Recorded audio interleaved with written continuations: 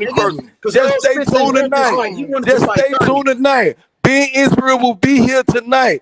Ducking no smoke. We can do this shit boxing or we can do it free smoke. Right And I'm now. letting you What you dudes talking about? know. You gotta wait Y'all until put the y'all night. We suits right and here right line it now, up nigga. right. Fuck you And we talking about, doing nigga. free We smoke. right here Ben right Israel now, will nigga. give you We ain't the gotta wait until the night, Ben nigga. We Israel will right here give you right now. nigga This this nigga trying smoke to like duck the no smoke other with me nigga right will now, give it to nigga. you. And then we talking Fuck you boxing. talking Shout about, out nigga. to my teachers that taught me this Nigga, shit. Errol Spence You see getting what I'm knocked saying? out. But you Errol niggas going Spence down about to tomorrow. get knocked And out, once nigga. again, I That's want what's y'all gonna to sleep happen, on nigga. this shit. This Terence Crawford Stay is the walk on best this fighter shit. in the And world, just nigga. remember, when Straight up. motherfucking he go live, Ben Israel gonna be there while he playing the music, while all that shit I'm in the chair. Soon as this nigga hit the button, I'm here.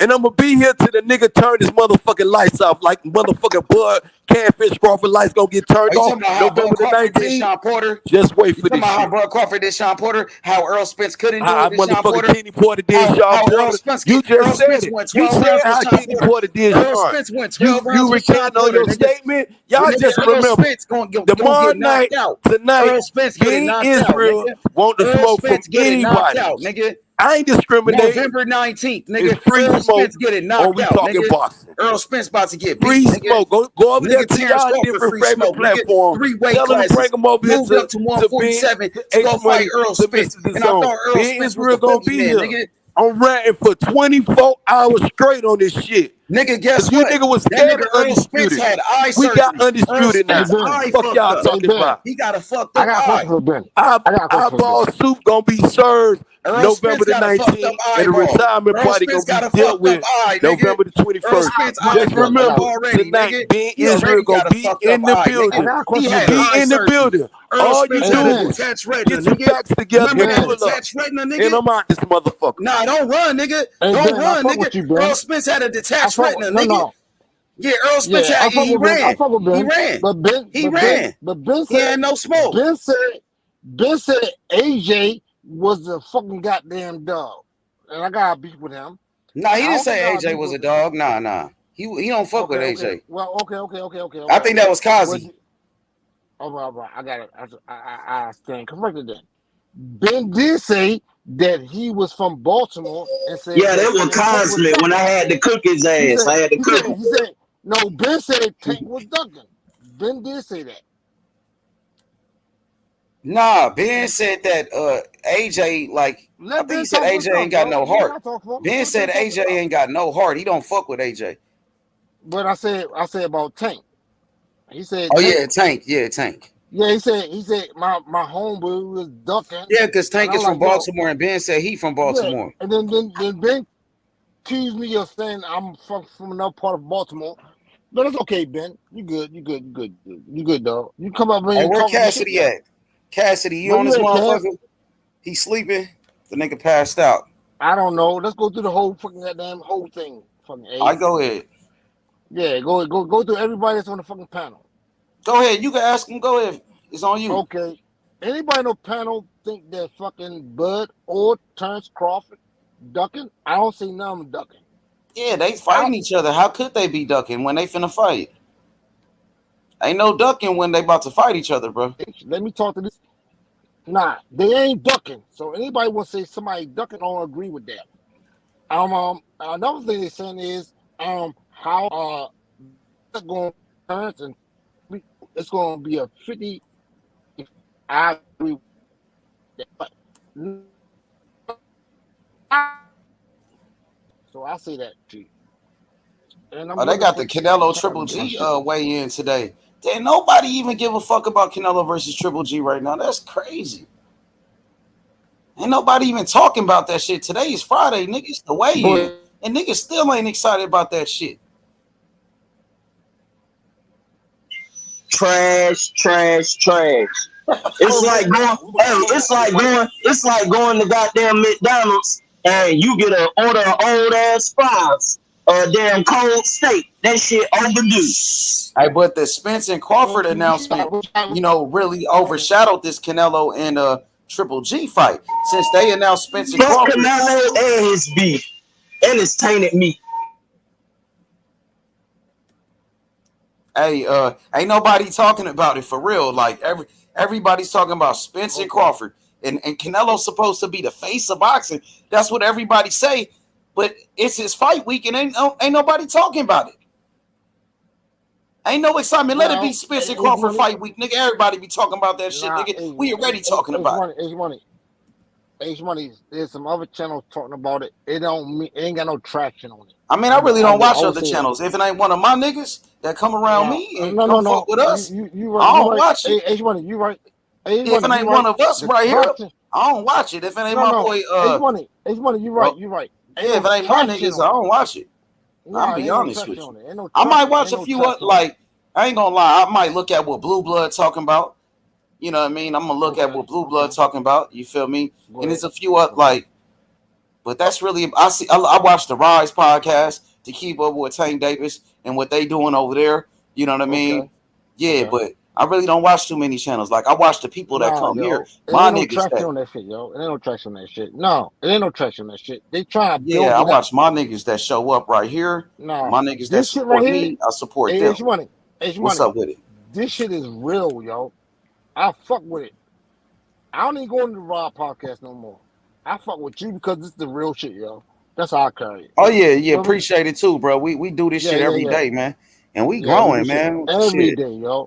We growing like a motherfucker. And if anybody will come over here and talk some shit, they can come here and talk some shit. But hey, check this out. And when we got big fights, H, you really own the same because I was at the bookie and shit. 2 of my homeboys was like, "Bro, you be on H Money podcast, so you really touching shit, bro." And that's in the country. That's in the country, niggas listening. So you doing something, my nigga? Hey, we doing it, man. Yeah. We doing it. Not it's what I mean, not me. I'm talking about us. We, nigga. We doing it, nigga. And Go about to start his channel too. So make sure y'all go subscribe to Go channel. He about to start his shit up, and we gonna support the brother right here, man. Yeah, I was looking for you this Sunday. Go, what happened? Max on that. Hey, fucking Hey, Goat, I was looking for you this past Sunday. Yeah, you my fault, bro. Man, they killed me with overtime. They cut me off. I had to rip the double. That's Yeah, we got a conversation, Goat. Me and you just sit down and talk. I mean, I love it. I love your conversations. I disagree with you on some points, but I like a lot of your points. Okay, go ahead, Goat. God damn it, my phone went out. Go, do you hear me? My fault, bro. Nigga, literally at work, so I'm in and out. You know what I'm saying? But yeah, okay. This week we gonna get the shit popping, bro. Real shit. But yeah, man, goddamn, I'm locked in. And you already know. You wanna know something, bro? You wanna know something? I owe Tank an apology. He not ducking, but from this point on, I am on his ass. But I do owe him an apology because I really had to break down and look at what's going on. But from this point on, I want to see some real fights, some real deals. Okay, Go, let's talk about that, Go. So you said you want to see real deal fights from Tank Davis, right? Real deal fights. Now, would you consider Ryan Garcia one of those real deal fights? Yeah, I know he had work and shit too. Damn right, I got to. But he pushing for a Ryan Garcia fight. They negotiating right now. Yeah, and see, I respect that. You know, I was getting on them, and I had to kind of evaluate like Pedraza and Pitbull. You know, I was getting on them hard, Brett. But over time, y'all done goddamn made me. But I still want to see him up his competition. Real shit. Can I respond to that real fast? Yeah, absolutely. Go ahead. Okay, so Tank, he tried to fight a fighter about 3-4 years ago. Was it Morales or what's his name? The one that got the eye injury. Help me out. Who you talking about? Abner Mares. He's talking about Abner Mares, yeah. Abner Mares. So that fight went down. Then he had a replacement for that fight, right? Exactly. Yup. That's a good point right there. Hold on. Yep. Let me go and paint the picture. But Abner Mares wasn't a big fight either. No one's asking for Abner Mares. Hold on. But Smoke, you can't deny that Abner Mares was a fighter who had accolades, bro. Yeah, but in the lower weight classes, the same way that they don't really respect, like Abner Mares and Leo Santa Cruz came up from the lower weight classes. And people say that Leo Santa Cruz is a fucking problem. My picture, yo. Smoke. I'm trying to paint a picture. So I'm just saying there was one fight that fell to the wayside. Then he came and fought Cruz because the boy that he fought knocked his ass out. Rolly. That was a last minute fight that was John, right? But so that was actually that's an upgrading competition, though. But okay, if you gonna say it's an upgrade, but then people say that the upgrade didn't happen. Then he fight the fuck people that did happen. Then you say, well, he ain't fight nobody. Smoke, you on the channel saying that he's fighting cans. I'm saying that they're aiming at. I'm saying that they're aiming at Can. I think Rolly. I never thought Rolly can fight. I don't think Leo Santa Cruz is a can. And I think it's kind of unfair to call Mario Barrios a can. But like Nunes, Nunes was a replacement. Cruz was a replacement. Cruz was a replacement. And Nunes was a replacement too. Listen, Abner Mares to me, like he's not a can, but that is not like Tank got almost 2-3 guys as replacements. I got it. He's got replacement fighters, but they're replacing cans. Right. So how? I mean, they're replacing fucking cans, bro. Like, listen, Isaac Cruz. Hey, listen, hold up a second. Isaac Cruz replacing Rolly is an upgrade. Hold on, Smoke. Let me tell you, what replacement can you do better? How about instead of having a replacement fighter, start off with somebody that we want to see you fight in the first place? Because nobody was trying to see Tank versus Abner Mares. Nobody. What about the one that lost to Zai? Hey, Smoke, even though that was a good fucking fight, like nobody, man, a lot of these people don't know shit about boxing. Abner Mares is a decorated fighter with plenty of accolades. That was a good fight for Tank. It was. So the issue is Abner Mares' work was done in the lower weight. It was done below 130 pounds. Okay, I mean, we can say that about a lot of guys. Hold up. The reason why they say about Leo Santa Cruz is because they're saying he was a feather-fisted guy from the lower weight classes. So that doesn't. He was Leo Santa Cruz.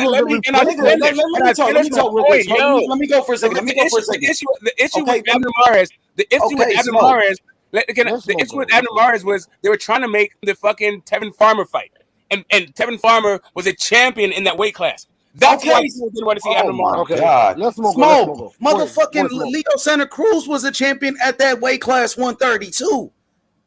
But Leo Santa Cruz his work was done in the lower weight classes. Yes, he was a champion at 130. Yes, he was a champion 130. Yes, he was a champion 130, but nobody knew the guy that he beat at 130 pounds, and nobody respected him as a 130-pound fighter. Nobody. Who's nobody? Let me finish. The reason why Tank gets The reason why Tank gets discredit for Leo Santa Cruz is because Leo Santa Cruz didn't put in credible work at 130 pounds for people's tastes. Okay, the reason why people discredit Tank for that Leo Santa Cruz fight is because a lot of motherfuckers hating on Tank. That's the only reason why. Now, Leo Santa Cruz, let me finish now. Leo Santa Cruz was a world champion at 130 pounds. I don't give a fuck who he won the belt from. He was a champion. Right now, we could pick and choose when a fighter moves up and say, "Oh, this fighter was not at that weight. That's not his real weight class." They try to do that with Devin Haney. Devin Haney beat Jojo Diaz, and they say, "Oh, Devin Haney, he beat a little guy Jojo who came up from the featherweight division, bro."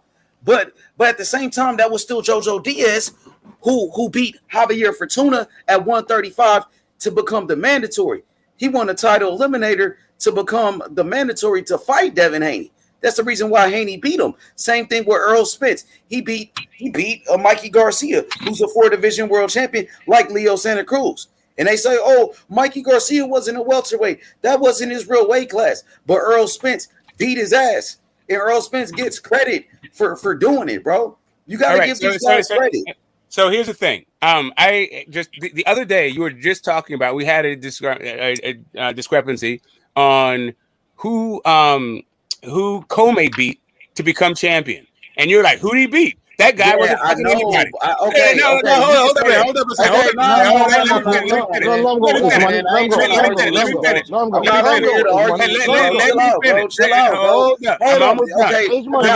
I'll be very fast. Hey, Smoke, bro. It's like 6 o'clock in the morning where I'm at. I ain't trying to yell at this time, bro. So I'm not trying to yell. Let me just finish what I'm saying now. You brought up Richard Comey. So you're going to compare Richard Comey to Leo Santa Cruz. Leo Santa Cruz, who's a 4-division world champion, to Richard Comey.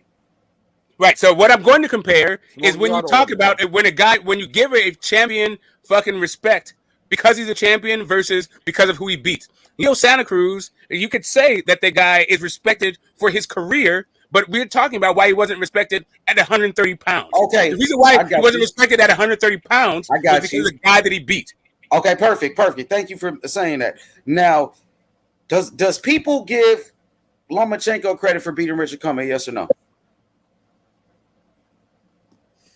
I don't know. Do people give Teofimo Lopez credit for knocking out Richard Comey? Was that definitely. It was all up on his nuts, right? Yeah, definitely. So when Tank beat Leo Santa Cruz, those same motherfuckers ain't give Tank no credit, but they give Lomachenko credit for beating Comey, and they give Teo credit for beating Comey. Right. So the issue is that Comey actually where not only did he get his belt, not only did he get his belt off of somebody, but then he beat somebody after that who's a credible opponent at 135. But not only that, What makes Ramon Beltran credible? Just answer that real quick. What makes Beltran credible? Could you answer that for me? I'll tell you, because of all the fights that he had, and he was like a former champion, all that shit. But beyond beyond that, Ray Beltran is way more credible than the guy that Leo Santa Cruz beat. At 130. But now once again, motherfucking Comey ain't beat. He didn't beat Ray Beltran for a belt. He beat another guy. He didn't, but he did beat Ray Beltran before he fought Teofimo Lopez. I know, but Ray Beltran ain't nothing but a journeyman. I mean, I hear you. I'm just saying that the Leo Santa Cruz guy. I like Leo Santa Cruz. Ray Beltran ain't beat nobody, and I'm not even one of these people. I'm not one of these people that discredit Tank for Leo Santa Cruz. I'm just telling you why they discredit Tank for Leo Santa Cruz. So now let me tell you this. Let me just make this point. Those same people that discredit Tank Davis for knocking out Leo Santa Cruz, who's a 4-division world champion, who's a future Hall of Famer, who's accomplished way more than Richard Comey, they give Lomachenko credit for beating Richard Comey. Those same people give Lomachenko credit. Those same people give Lomachenko credit for beating Rigondeaux, who was a little motherfucker who came up from bantamweight, who jumped up 2 weight classes. No skills. And that, I mean, I was gonna mention that, right? No like the idea, right? That you like, I don't know how much credit Loma gets for beating Rigo. Like when people talk about it, some people say it's the best win, other people is not so much, right? I don't know. I don't know how much credit. I don't know how much credit Errol gets for beating Mikey. Like some people give him credit, other people don't. I don't know. Let me finish. I don't know how much credit. I don't know how much credit Triple G gets. I know it's Tank, and so you gotta like interrupt and all this shit. Smoke Del Cento. Go ahead, Smoke Del Cento. I don't know how much respect Triple G gets for beating Kell Brook. Kell Brook never even fought. Kell Brook never even fought at middleweight. He jumped up 2 weight classes. A motherfucking Leo was actually a champion. But my boy side nigga, the one and only Cento Boxing was good. Yeah, I was just gonna add to what you guys are saying. I think all 3 of those fighters that won those fights, as far as Earl against Mikey, Lomo against Rigondeaux, and Triple G against Kell Brook, I think they all should get credit for this particular reason. Neither one of those 3 guys that won the fight asked for those fights. The guys that they beat asked for those fights. And so, Kell Brook actually stepped up to fight, which is basically the same to me. He wanted to prove something. He did a darn good job at the fight, during the fight, before his eye was messed up as well. But I think they should get credit because the guys asked for the fight, the ones that lost. How about Canelo versus Amir Khan? Did Amir Khan ask for the fight? I don't know. I'm not sure how that came about. I think it was just made. I think he kind of petitioned for that fight, and I think you got to give him credit if Amir Khan asked for that fight. You know, we all knew what the results were going to be in all 4 of those fights. It's exactly what it is, you know. But if they ask for it, you got it. Toyota. Where you see Tank in this situation? I think Tank. I agree with Ace Money. Tank is being hated on. Tank fights who they put in front of him. He's never really just petitioned or pushed for certain fights. He fights who they put in front of him, and he does a very good job at doing what he's supposed to do. So anybody they put in front of him, he's going to take care of him, right? Who can they put in front of Tank that he's going? I'm sorry. I didn't mean to cut you off, but I want to ask you a question, a real hard question. Who can they put in front of Tank that he's going to not destroy or destroy? Well, it's hard to say because I got Tank being the best 135er right now, in my opinion. And I think he beat some of those 140s. So Tank's I think I've seen enough of Tank to feel confident that he's good. Now if he can't knock those boxers out like Haney, Well, Haney's the only one I would think give him a real competition at 135. I feel you. I Well, feel you. Frank White is a good boxer, but I think if he catches either one of those guys, they go to sleep. I think if Tank catches anybody between 135 and 140, they go to sleep. Okay. Now, I'm gonna tell you the toughest fight I think for Tank right now, the fight that I would be somewhat worried about. Oh heck no, he ain't even 135. He's 130. What's the tough fight? The fight that I'll be worried about the most would be Regis Progress. Oh, okay. So Tank gotta go to another level. I think that's. I respect that. He's already been there. He's already been there. He's been there already. I think that's the toughest fight for him to. So let me ask you a question. So Devin Haney, and maybe the Russell kid, also. Let me ask you a question. So Devin Haney, you saying that Shakur, and you also saying that fucking Lomachenko, tanking do all that. Shakur. That's what you. I'm asking you a question. Should be in there. It's a question. It's a question. So I mean, you can take it one by one. Shakur. Negative. Okay, Devin Haney. He's not in the weight division. Hasn't been there. Okay. I don't talk about it. Devin Haney. Devin Haney is a competitor. He will be a competitive fight for Tank. What about Lomachenko? Yeah, it'll be a competitive fight, but I think he'll get. I think that the way Lomo respected Teofimo's power, I think he'll respect Tank's power at this point as well. He wouldn't have power wise. I think he will now. So let me ask you one last question: Is do you think Tank got skill to fight with those skilled fighters as opposed to his power?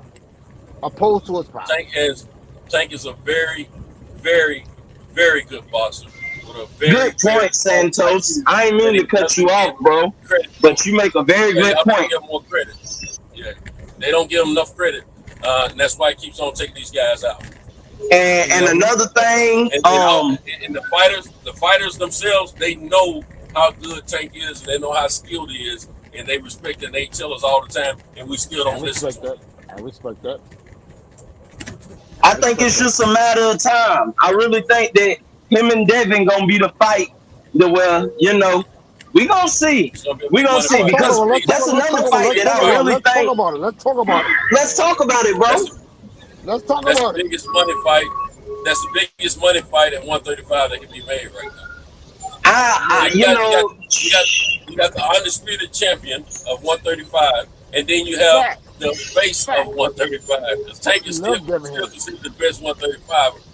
All due respect to my boy Haney, I think the world of Devin Haney, but the world is looking at Tank as being the best one out of the two of them.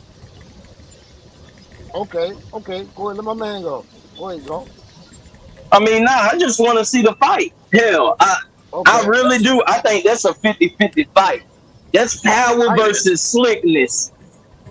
That's a 50-50 fight. I personally, as far as who I like, say power versus slickness. I like. Yeah, that's what it is. That's all it is.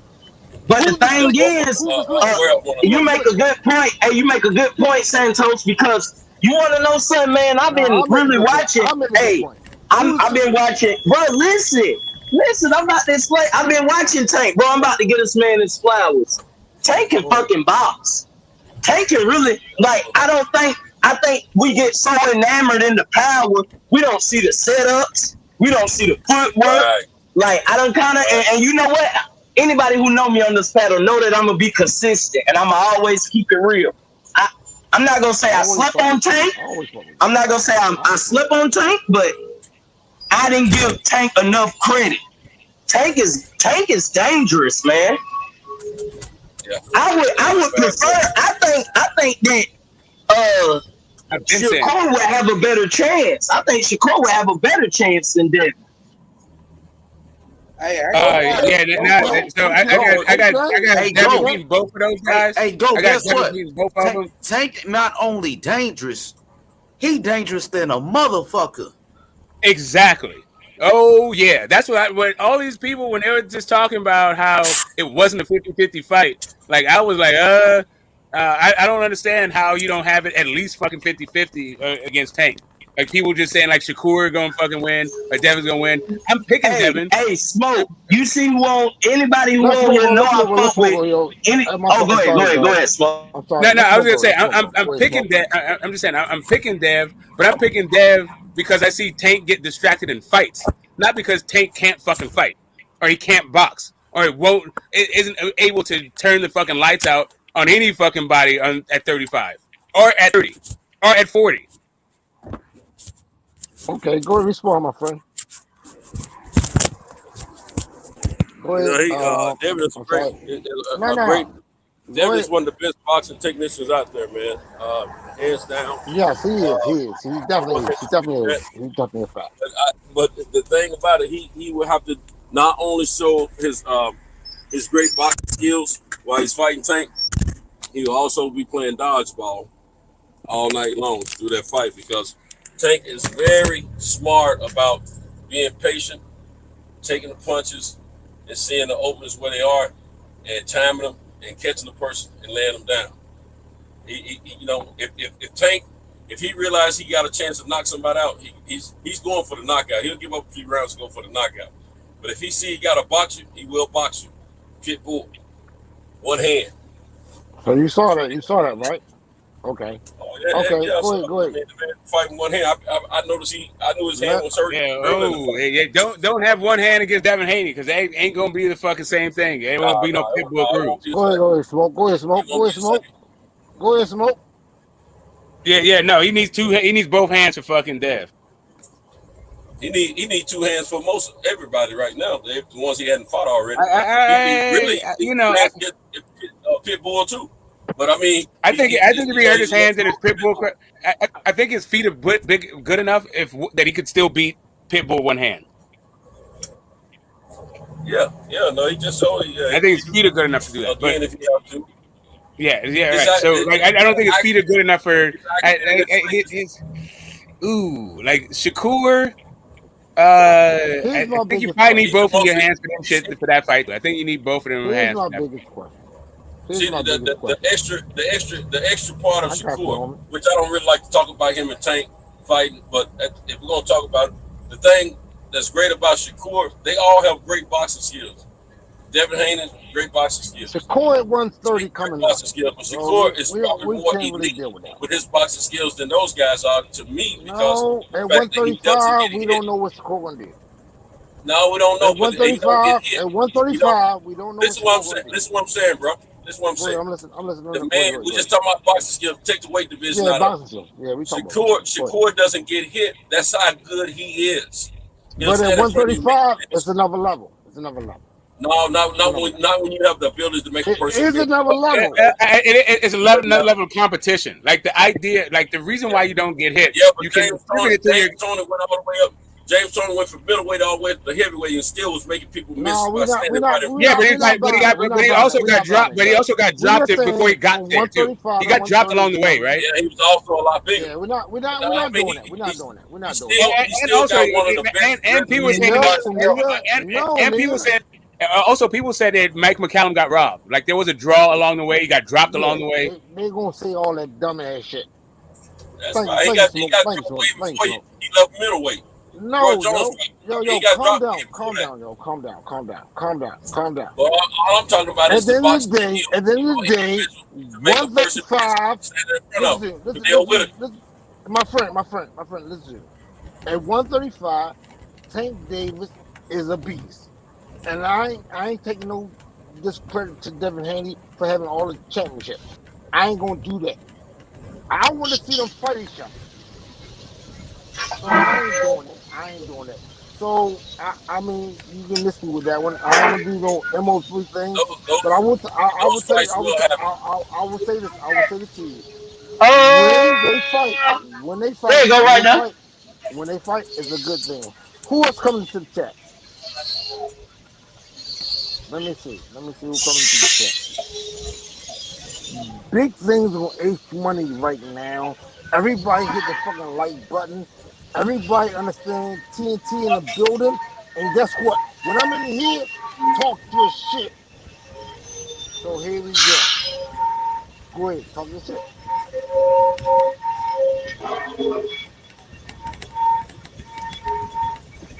Okay. Go ahead, smoke. Somebody got Go ahead, bad smoke. feedback. I'm not Go ahead, quite sure smoke. what that noise is. I think it's you, Goat. Go ahead, smoke. Go ahead, smoke. No, let's smoke go. You got some industrial. You got some industrial sound in the background. My fault. No, it's all Yeah, good. somebody dumbass sounds in the background. Yeah, that should be. No, Go ahead, smoke. Go ahead, smoke. Yeah, no. Just when it comes right down to it, like you can pick whoever it is you think is elite or who wins this fight. Like for me, I don't have Shakur. I don't rank him high in the 135-pound division just because he's never fought there.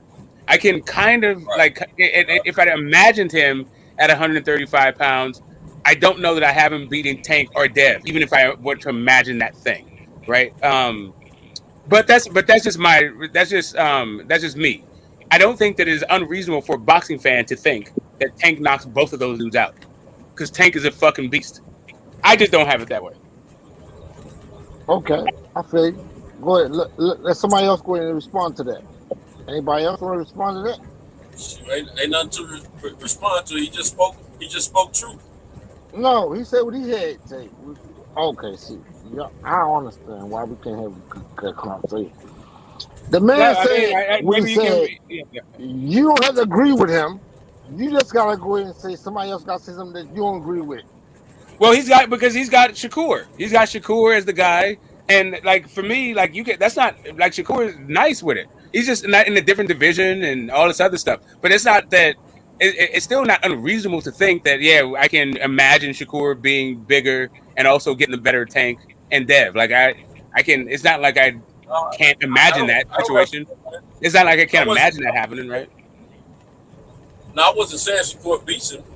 I don't even. I'm like you. I don't even rank him because I don't talk about Shakur normally because he's hadn't fought in those other weight divisions like these guys have.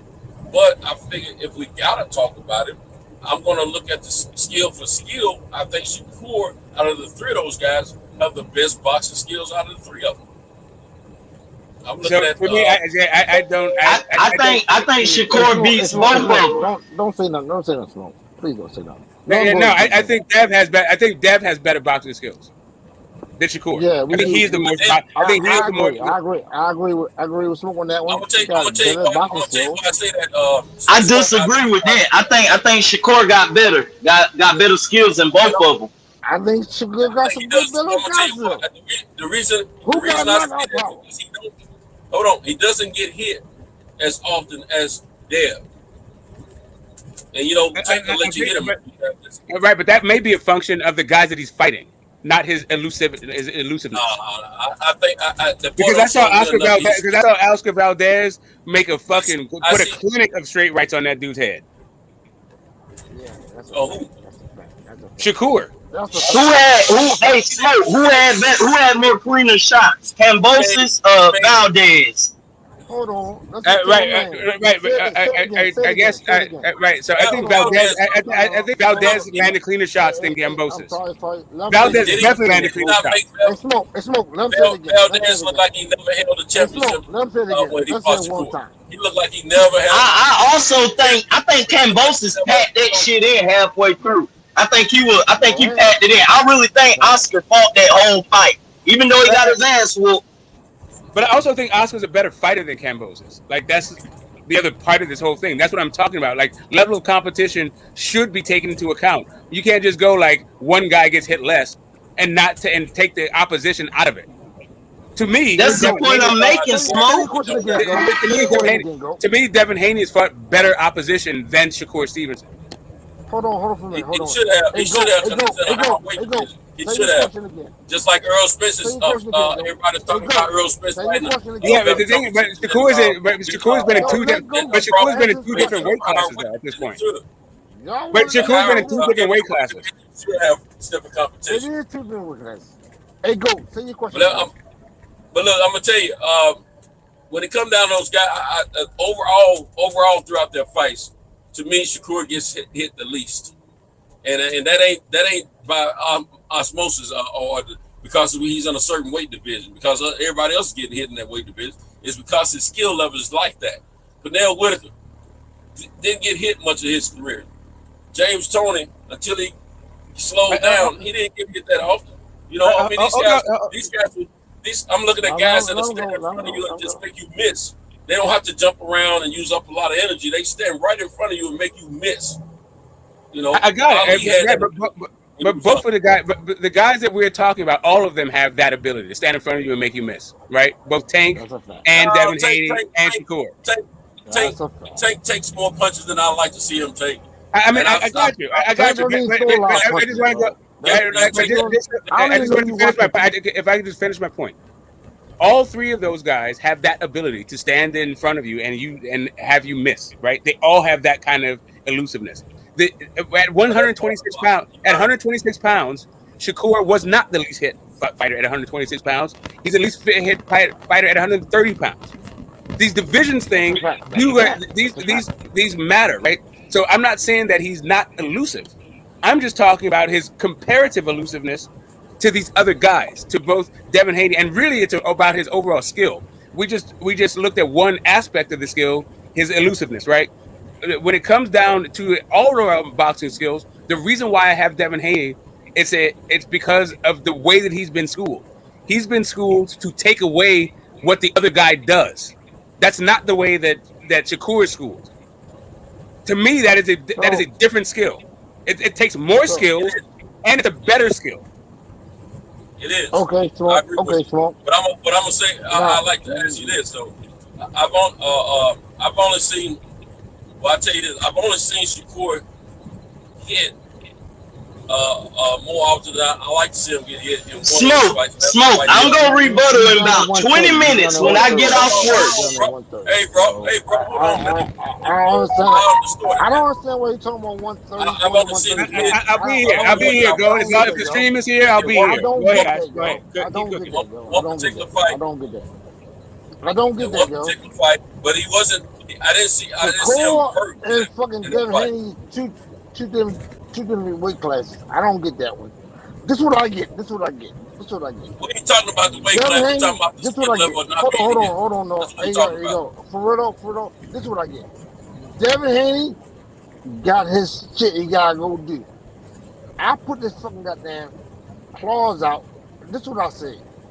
I said Devin Haney gonna fight Cambosis again, and then I hope that TFP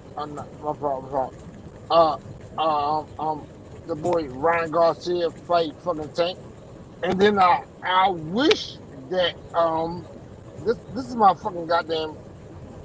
I want y'all to get this one on a blog. I wish that when Devin Haney fight Lomachenko, I wish that fucking. That's the plan that Top Rank has. Hold on. Let me finish. I'm almost with my thought. It's gonna take me a little minute. I wish that fucking Lomachenko would fight fucking goddamn Gervonta. Then we would have that full goddamn situation going on, and then we can go forward.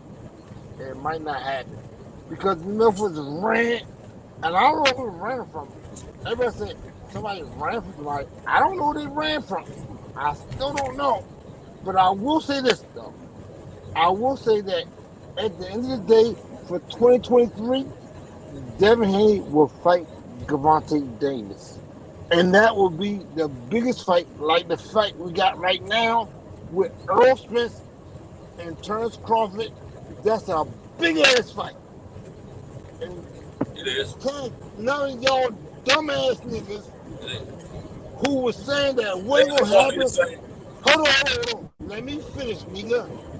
This is what I'll say. It was always going to happen. And guess what? Go on into my channel. Go on into my channel. Go on into my channel. Better change how you address people. I'm going to tell you right now. I already said it, y'all. I already said it. So y'all gonna talk y'all dumbass shit.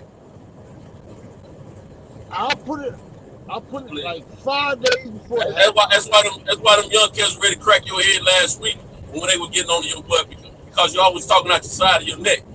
I ain't one of them young niggas. Yeah, don't talk to me any kind of way, bro. I'm telling you now. I'm gonna talk the side of my neck. Here we go again. And this nigga right here, I travel all the time, bro. So don't talk that nonsense to me. So are you one? Are you want respect? You gotta give respect. Let me ask you a question. Are you going to say the fight won't happen? No, you don't need to ask me nothing, bro. All you need to do is show me respect you want. That's all you need to do. I like that. You said you ain't gonna ask for it. I'm telling you it's gonna happen. You need to put that alcohol down. What you need to do. Okay. I'm on the channel. I'm on the channel saying that what I said. TNTL said it was gonna happen. Yeah, TNT don't let that alcohol get you in trouble. That's all I'm telling you. Yes. I still said it though. I speak from the I'm still telling you, don't let that alcohol get you in trouble. Because I travel every weekend. I'm somewhere in somebody else's city, so don't let that alcohol get you in trouble, bro. I'm telling you. Okay. So what you saying? What you saying? I'm telling you what I said. Give me the same respect you're asking for, or you're gonna have some problems. Oh, you talking about Errol Spence and Terence Crawford, or are you talking about what are we talking about? Now, I'm talking about me getting in your tail if you keep talking to me crazy. That's what I'm talking about. Okay, my fault. That same stuff you're doing now, same reason them youngsters was getting in your tail the other week. You on here talking that nonsense. You do that every time when you get that alcohol in you.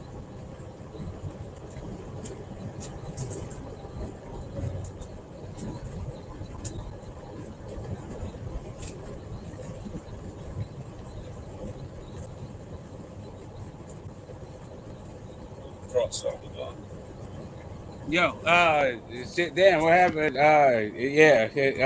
Let's keep this. Let's keep it moving. I think you're on that alcohol, man. Get talking crazy, man. I can barely hear what he was saying sometimes. I mean, you address it. You address it. He apologized. You address it. He apologized. Hopefully he'll be back, or if not, he's gonna go sleep it off. But no, what I was saying spoke about them cats, man. I'm like you. I don't rank Shakur, and I ain't saying that Shakur beat Tank. I just think that.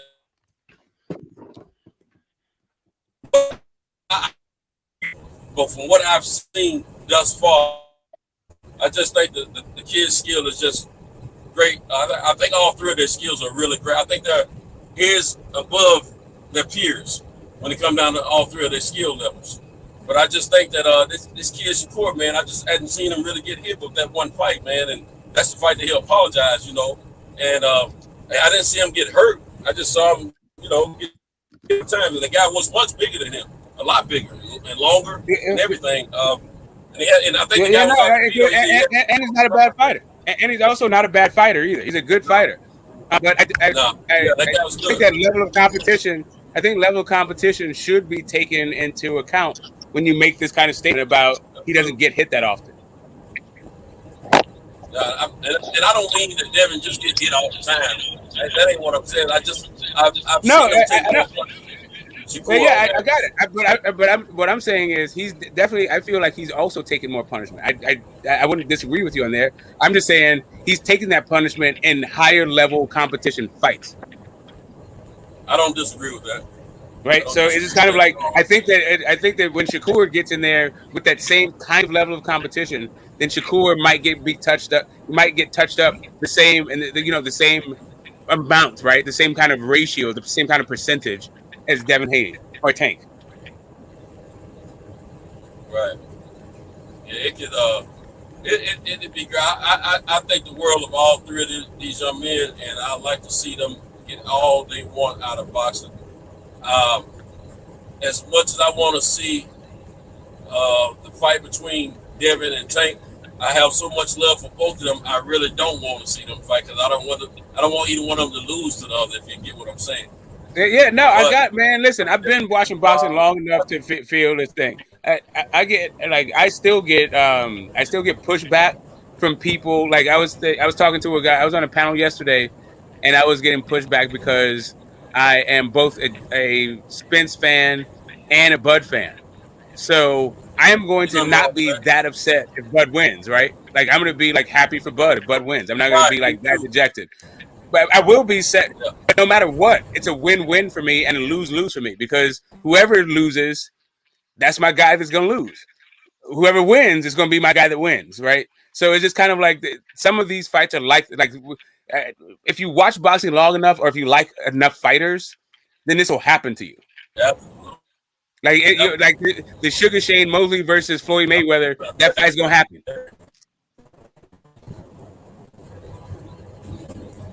Yeah, I love that fight when I saw it.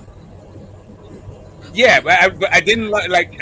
So I loved what the action in the fight, but I never actually wanted to see two of my favorite fighters actually fucking fight. Because Shane Mosley was passive by then. I don't like seeing Shane lose. I was used to seeing Shane lose at that point, but I didn't. I don't like seeing it. Right. I didn't want to see them fight each other for a while until the end of Mayweather's fight and Shane and B-Hop got in the ring and they bum rushed his interview trying to campaign for that fight. Then after that, I wanted to see the fight. And that was Shane did a great job, early. He caught my man, and that's as close as I thought he was gonna ever go down, but man, that was the end of Shane's little spotlight. Tax. I've been a Spence. I've been a Bud fan longer than I've been a Spence fan. You may think I'm legend for being a Spence fan, but I mean, thanks for the I guess the backhanded compliment or something, but it just doesn't fit me, right? Like just so you understand, if you actually have an issue with me because you keep talking about me in the chat, you can hit the link. We can chop it up. See if we can, bury this hatchet, or you can just keep lobbing baseless fucking accusations from the chat. But yeah, I've been a Bud fan this entire time. I've been a Bud fan. So in case you didn't know, yes, I don't write meat. I don't write anybody's fucking meat. That's not how I roll. Like all my heroes are dead, boxing or out otherwise.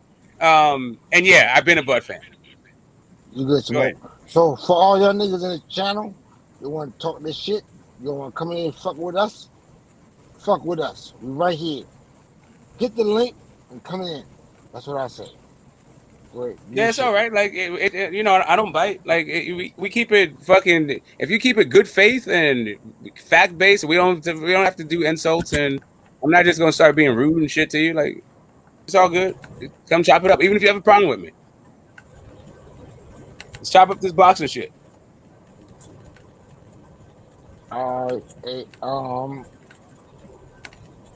King Smoke, how you feeling, King Smoke? How you feeling, King Smoke? I'm not King Smoke. I'm not King Smoke. Oh, that's Ben Israel. Yeah, that's Ben Israel. Okay. Let me address you in my official way. Yeah, you can just call me Smoke. I get Smoke is good. I'm down with the king. Power to the people. Sorry. Okay, I got you. My man, I fuck with you. Everybody else who want to come in here and talk this shit, come on and talk this shit.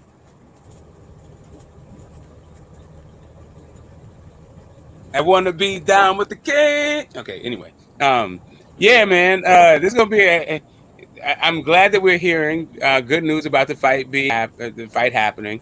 A lot of people who have some sort of vested interest in acting as though the fight isn't going to happen will be pushing back on the fact that it's not the fighters coming out with this information, but people who are, optimistic about this thing, about the fight happening. I feel like we got good news. We've been telling them it was going to happen. We've been telling them that. Let me piggyback on that. Let me piggyback on that. Hold on, nigga. Let me piggyback. Because there you go again, all bro. the people, hold on. All the people that don't understand how to understand what the game is going on, we fuck with you too. So guess what? We sitting here asking y'all to come to the channel and do what y'all want to do. Come on, yeah, just in the spirit of like diplomacy and maybe even refereeing. Your name right now is he did call you thing, but like your name literally is that right now, bro. Like, come on. There we go. There we go. The way he's addressing it is not the same. Now, if he said, I'm trying to diffuse it. I'm trying to diffuse the situation. I know it's tense. Yeah, I'm trying to diffuse the tense situation. Let him go smoke. That's what he's doing. What am I doing? He's doing it in a disrespectful way. No, I said that anybody want to come in and talk. Yeah, he don't know what we're talking about, Smoke. But anyway, hey, Smoke. No, he don't. Yeah, just diffuse it. I'm trying to diffuse it. You stupid. What are you thinking about? Maybe forget the fight I was thinking about. Well, let me ask you, what you think about the? Did we talk the other week? Did we talk about the Michaela Maya and Bumgarner and We did a little bit. But we haven't really chopped it up. That fight is like kind of going under. I feel like underappreciated, underreported, underpromoted. I wish I was over there, man. I wish I was over there to watch that fight. But when I checked those plane tickets, man, it was a little more than I wanted to spend. And if I spend that much money, I gotta go there for like 2 weeks, man. I gotta knock off about 7 women and then come home. You know what I'm saying? Ain't nobody mad at you, dog. Ain't nobody mad. Hey, what about the fight? If everything keeps going in a positive direction, the fight does happen. You trying to make that fight in Vegas, November 19th? Oh shit! Yeah, I'm there. Yeah. Oh yeah, I'm there. Yeah, like all the folks gonna be there. I gotta talk. I gotta talk. Derail the truth. I gotta talk him to a track meet. Yeah, you have to see two guys on the fun side of 50, like get down the racetrack right quick. Yeah, there's a lot of that's gonna be a fun goddamn weekend. You gonna be running? You gonna be running? Oh yeah, yeah. Well, I mean, if I can shame D into getting his running shoes on, then yeah. Yeah, who you gonna be racing against? D, D tell the truth. Oh yeah, he was on early. For real though, he fuck with it. I got if I can shame him into getting his goddamn running his track shoes on, then yeah. Right now he's trying to duck me. I better get in. I ain't gonna race y'all though. No. Hey, you don't have to get involved. We don't have to get the 50 over racing tournament and shit. Like, what the fuck? Yeah, I'm 55, man. I'm 55. Yeah, I said 50 plus. Yeah, man. You AARP. I'm not AARP yet, but I'm right there. Like, I feel like I'm about 35. I feel like I'm about 35, but yeah, I'm 55, bro. No, I'm 51. I'm 51. I'll be 52 in short order here. But D is also like 50, right? So I'm just like, yeah. He has the age. He has the age advantage over me. But he's talking all that shit about playing European ball, like he's the only guy that knows their way around some athletic competition. So we'll see if I can shame him into getting on that track. So cut that dumbass shit out. We gonna fuck with each other, y'all. That's all he's saying. I'll try to catch up, look you up out there in Vegas. We ain't fucking with you, yo. You good, yo. We gonna meet up, yo. For real though. And all the 19th is gonna be lit. It should be like, but basically it should be a YTBC goddamn family reunion. Like we should be seeing, oh yeah, that's that guy over there. As a matter of fact, I might have to get a special fucking T-shirt made with my fuck face on and all that shit, my icons, I ain't gonna lie, I fuck with my goddamn homie, yo. That's my big homie right there, yo. That's my big homie. Right there. Smoke is my big homie. A side nigga. Yeah, that's my big homie, yo. That's my big homie. If the females are not in the panel, if the females are not in the panel or the chat, when I'm on these platforms, I like to sneak up on them with that side nigga title. You know what I'm saying? Yeah, I feel you on that one. Like, listen, I shut down one of the young bucks today because he was trying to give me pussy as a solution to what he felt like was ailing me. I'm just like, I'm just like, let you know, like some people ain't that deep into it like that, right? Like I had my time, and I might get into it again the way I was, in the past. I'll just put it that way. But yeah, like for me, like 3-4 times a week, that's cool. I don't need to fucking be in some ass every goddamn minute of every day. Sorry. If that's your thing, I'm not knocking it. I'm not knocking it. I'm just telling you. Yeah, hey, I got other shit. Hold on. Let me give you some shit. Hey, Smoke, you got your shit, yo. You can only just give something to somebody else. No, you already got your shit, Smoke. Yeah, no, I'm just, I just want to make, because I don't want to feel like. Stop that shit, Smoke. I got it. Now hold up. Understand that hey, shit, listen, yo. I don't want to. Listen, all I'm saying is, I don't want to bring out there that everybody of a certain age is on the same type of time that I was talking about. Because what my man was just talking about was he's trying to get something. He's trying to find something. He's trying to, he's trying to sink something and get a soft landing. Cool. Hey, get your freaky, do that shit. Let your flag fly, baby. I'm not here to judge. I ain't gonna lie, though. I'm not here to judge. I'll fuck with you, Smoke. Yo, you's a very intelligent motherfucker. I need you in my fucking life. I will say that. So all y'all niggas talking this dumb ass shit. I don't know if you my type like that, bro. I think we got the wrong anatomy. I don't know. This conversation's going a little weird. I just gotta let people know, I like you on as a panelist, but like. We could be wrong. Like you're not trying to wake up to you, bro. I understand what you're talking about. That's all I'm saying. Though. Yeah, this is jokes, man. This is jokes. Old men up here joking. Nah, yo, you good, yo. You know what? I'm gonna back off. I'll back off. Yeah. So, what you guys doing on Saturday night? You got your Canelo versus Triple G 3 plans already? Man, I'll be on the road, hanging out. I'll be in another city Saturday night, hanging out. You're not watching the fight. It's been like the third week in a row. Oh man, as long as I have my phone, I'll have the fight. I'll have my phone. I'll be watching the fight. I just won't be in the comforts of my home watching it. You know what I'm saying? All right. So Triple G Canelo,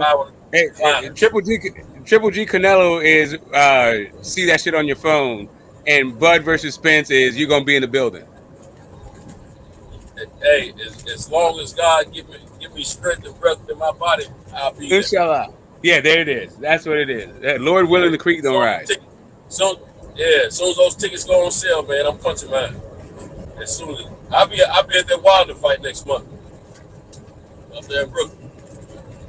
Yeah, that's crazy nice. thing about it, as old as I am, it'll be my first trip to New York, man. Oh shit! I used to live in Brooklyn. But I lived in Giuliani's Brooklyn. I haven't been to Brooklyn since when I was in Brooklyn. The towers were still there. Yeah, they say I missed them towers. They say I regret not taking those New York trips in the past when I had those opportunities, man, because the towers went down. I regret that like crazy. And since the towers went down, I haven't been in a hurry to go. But now, I got boxing homies up there I can go up and kick it with. I'm looking forward to this trip, man. But yeah, that Giuliani thing was something different back in the day, right? Is this when he was he was the mayor, right? Yeah. Now I experienced Dinkins and Giuliani. Yeah, man. Giuliani was tripping up there. He had the police just shaking. I never got Koch. I didn't get the Koch years. I got Dinkins, and then Giuliani, and after that, I was supposed to go right before the fucking towers fell, and haven't been 3 or 4 times. I would like to be there for goddamn Wilder versus Hellenius. Take some photos. Yeah. And let me ask you something. You know what? Have you been there since? You haven't been there since Barclays been up, right? Right. Yeah, Barclays came up after. But do you know, since you grew up in Brooklyn, you know the area? No, I didn't grow up there. I went to I went to grad school in New York, and I lived in Brooklyn when I part of that time I was in Brooklyn.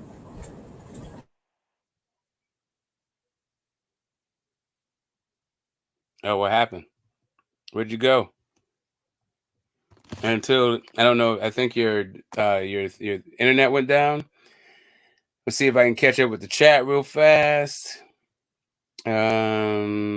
Before I chop out myself, it's 5 a.m. on this side. I got to run some errands a little bit. Oh, there you go. LaGuardia, I can't even say it. LaGuardia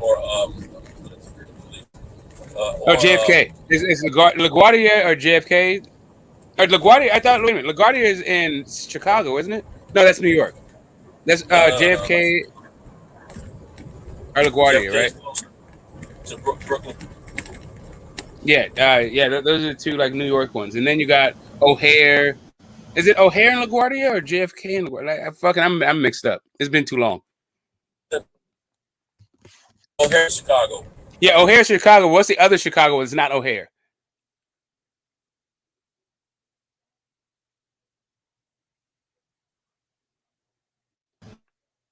Yeah, your sound messed up. I think H is trying to wrap this up anyway. H, go ahead. Hey, Smoke. I feel like, man, today was a great day, man.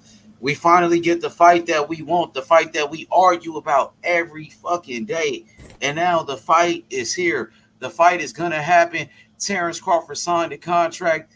He's ready to fight. Errol Spence, he's ready to fight. It's gonna be a banger, man. We got plenty of great fights coming up, man. And it's gonna be the best one out of all the fights. This is the best one. We still got Devin Haney, George Kambosos, Joe Joyce versus Joseph Parker, Shakur Stevenson, Robson Conceição, Jermell Charlo, Tim Tszyu. You know what I mean? Terence Crawford, Errol Spence Jr., bro. You know, we even Canelo and Triple G on Saturday. So many great fights. And tonight is the day. Stop making fun of the Lion, the one and only Arslan Beck Makhmudov, the Lion, the next George Foreman. Smoke. He's gonna knock out Carlos Takam tonight, and you don't want to miss it. TNT is back. TNT, we will be wrapping the show up, man. We about to shut it down. And Smoke, guess what? I got a new alias, by the way. You know, I got a lot of names: H Money, Mr. DAZN, Mr. DHP, Mr. Top Rank Smoke. But my newest nickname, the Rookie of the Year. Yeah, the Rookie of the Year. Hey, Smoke. My newest nickname. Guess what they call me now? Trey Curry. Trey Curry, bro. You hear me? Oh, okay. Hold up. If you Trey Curry, that means you drain him from everywhere. Exactly. Trey Curry, bro. You know, so man, shout outs to everybody. It was a great show. Cinto, man, thanks for coming through, Cinto. Man, it's a great fight. Errol Spence Crawford, man. I love it, bro. This is great for boxing.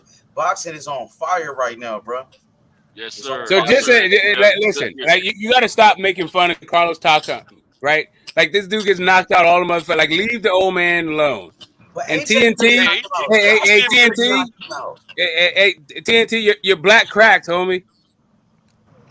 I'm good, yo. Do you think? I think Takam did a better job than they gave him credit for against Joe Joyce, right? He put up a good fight, a decent fight against. I had him win the majority of those rounds until they stopped him, and I felt like the stoppage was premature. He could have went a little bit further. Probably would have got knocked out, but could have went a little bit further. And guess what, Cinto? Carlos Takam, he beat Jerry Forrest. Jerry Forrest had a draw with Zhang, the Japanese fighter. I mean, the Chinese fighter. And Zhang went on to have a tough-ass fight with Filip Hrgović, and everybody was saying Hrgović was the boogeyman. Some people thought Zhang beat Hrgović on that Anthony Joshua Usyk undercard. So, so this is a good fight for this. I think Takam did much better against AJ than what they gave him credit for. Also, they stopped the fight when he was fighting. He was fighting back. He wasn't out of the fight. He wasn't out his head or nothing, and they stopped the fight. I think that was just a gimmick for AJ. But that wasn't AJ's fault. That's just what they were doing over there in his bag. But hey, H Money, do you still have my phone number, bro? I think I do. Just text me. You got my number? Yeah, I'll text you. Give my number. Quick. Give my number to Smoke, man. I don't have Smoke number. That's the only problem. Oh shit! Yeah. Hold. I'm gonna put it. I'm gonna put my email. I'm gonna put my email in the private chat, and then you can hit me up. Hey, Smoke. Just stay on there. We're gonna rap. Yeah, that's. Hey, you want me to hit you up on your email? Send you Sento's number, or you put in. However, anybody can hit me up for whatever the fuck. I'll answer my shit. Sento's number is in the private chat right there. Put your number in the chat. Hey, I just put mine in the private chat. All right, that's I got it. I got you. Okay, and I hear TNT. I hear TNT. I don't know if H wanted like Jet, because I'm waiting for goddamn for Goat to get off work, because he said he wanted to chop it up. Okay. You want to keep going? Only if you're gonna be awake for like the next 20 minutes, but if not, nah, it's all good. Like if you want to end your shit. Let's wrap it up. Go ahead. So shout out to the panel. Shout out to everybody in the chat. Hit the like button. Subscribe to the channel. Errol Spence Jr., Terence Crawford is going down. The best versus the best for the undisputed welterweight championship of the world, bro. Let's go. This is what it's all about, man. This is what boxing is all about, bro. The best fighting the best, man. So, man, I'm going to holler at y'all later, bro. All right, man. Appreciate y'all, man. Y'all have a good night. A good morning, and I appreciate the company. And everybody stay safe and have a great day. For sure. Peace out, peace, guys. Peace. All right, peace.